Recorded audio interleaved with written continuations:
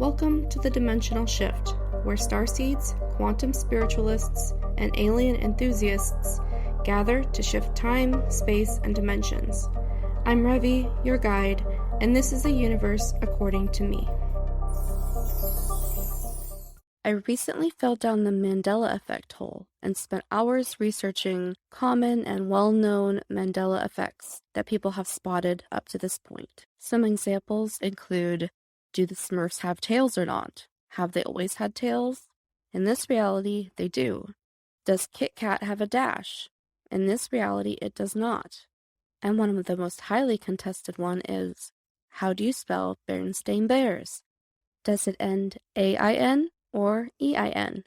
A lot of people, this was the first one they discovered when they began researching Mandela effects. Most of you are probably familiar with the Mandela Effect, but I will give a brief synopsis of what happened with Mandela and explain how this got to be the name. Nelson Mandela was a South African activist who later became president of South Africa. Many of us have memory of him dying in prison in the 1980s, but in this reality, he died of respiratory infection in 2013. Many of us were very confused when we heard of his death.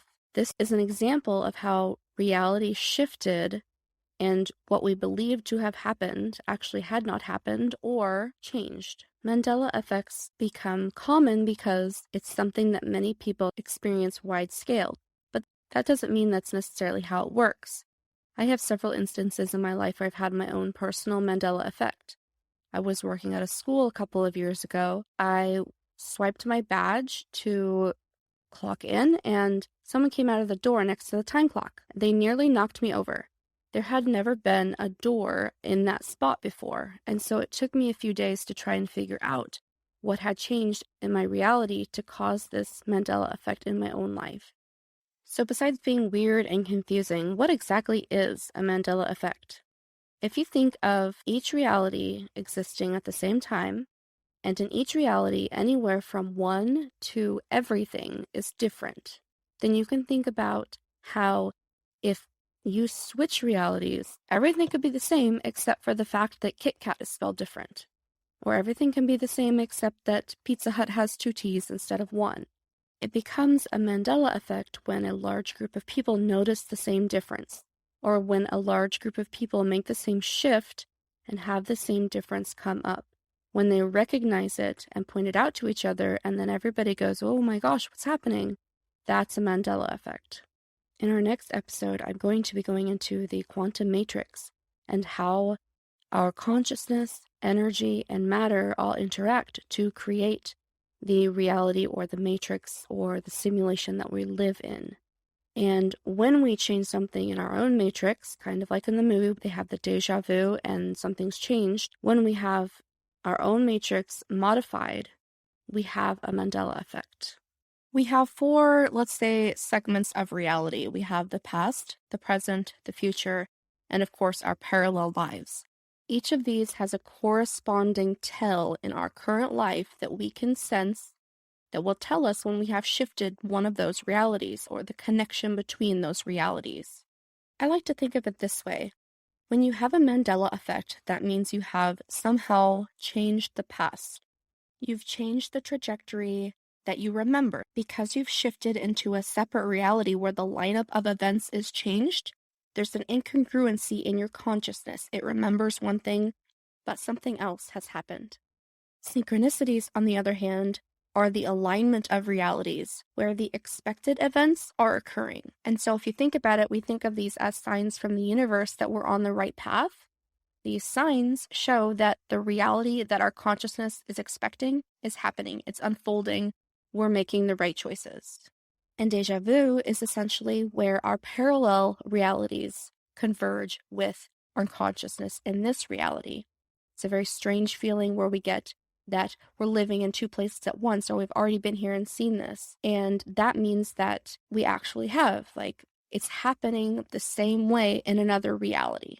Future realities is a little harder to say for each person what they experience, the quote synchronicity for future realities, but oftentimes it's some kind of premonition, bad feeling, intuition, gut feeling, etc.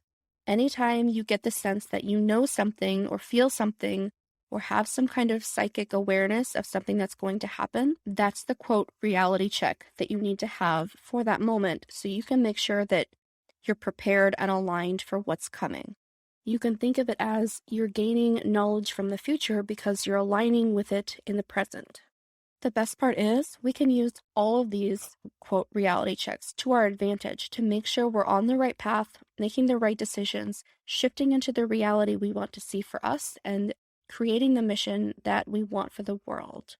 Mandela effects can be fun to research and explore and figure out which of them resonate with you and which don't, but it's important to remember that the Mandela effect is just the shiny exterior of something else going on underneath the hood. Mandela effects are the outward appearance or the key that we see, the synchronicity that we see to show us that something's happening within our reality. And so taking time to really discover what the shift was that you made can be really helpful in helping you move forward in your personal growth and your spiritual growth and learning from that so that you can continue to make quantum leaps and consciously creating the reality that you want here. The ability to code our own matrix and create our own reality and be able to shift between them at will is a galactic ability we have all come here with. Unlocking that ability has been the most difficult part of being human, I think, for me, because it's something I've always known that I should be able to do, but have not always been able to do. So I'm hoping that as we learn about the quantum matrix together, and we talk about it and learn from each other, that we will be able to start shifting our own realities into what we want them to be, and then collectively start shifting the whole reality. We can also see how conflict can arise from having different realities existing in one big place like this. This goes right back into what we talked about in episode 3 with relative reality, self-centric reality, and how we all view things from our own perspective. And we can never truly say that my reality is the same as your reality or different than your reality, and we can never invalidate or validate our own or someone else's experience. I know many, if not all of you, are sensitives like me, and at some point you've probably been victimized by some narcissist or egocentric person who has tried to invalidate you and your experience. And if you do this to another person because they say, no, I grew up with the Berenstain Bears spelled A-I-N, and you say, no, you're wrong, it's always been E-I-N, that's the same thing as gaslighting. And so when we're working with relative realities like this, we have to be very aware not to invalidate someone else's experience just because it's not our own. And again, if someone is trying to invalidate your experiences or gaslight you, making sure you set up good boundaries with them and validating yourself so that you don't have your core being invalidated. Next week, we'll be talking about the quantum matrix and discussing how we can start using that to create our own timeline shifts and changing our own reality for the better. If you want early access to that, you can find it on my Patreon. The link to that is in the show notes, and it's also on my website. Coming full circle here, I just want to say thank you so much for listening. I hope that you look forward to another Dimensional Shift episode coming soon. If you want to check out more of my stuff, I have a website, dimensionalshifter.com. It has a lot of the transmissions and the universal data that I'm downloading that is really helpful for putting things in this life in perspective. This is Revi signing off.